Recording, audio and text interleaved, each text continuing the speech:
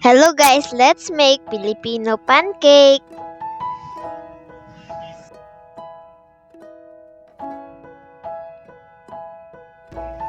First, we need 3 cups all-purpose flour, 2 teaspoons of baking powder, 1 teaspoon yeast, yellow food coloring,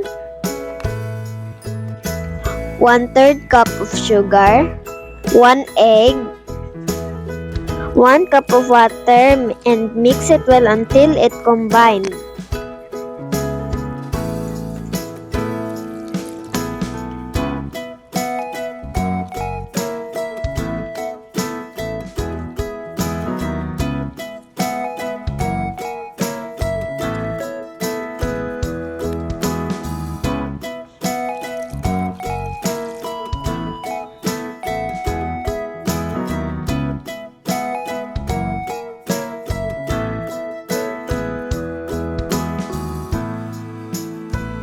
Cover and leave for 40 minutes.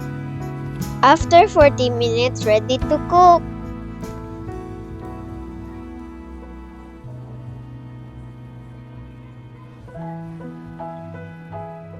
Preheat the frying pan and brush it with margarine or oil.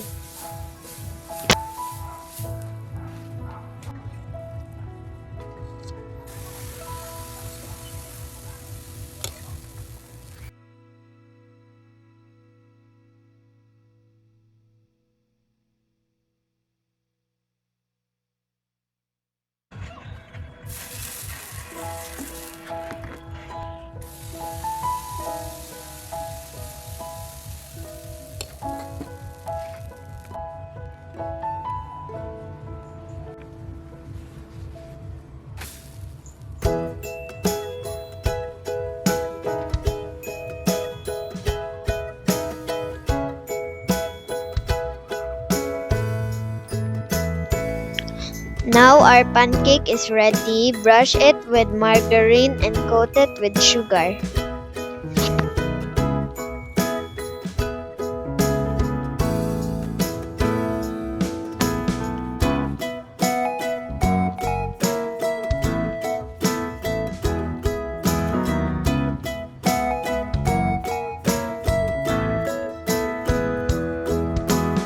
Let's eat! Try na guys! Sobrang sarap! Thank you for watching guys! Please like, share, follow our page. Salamat po!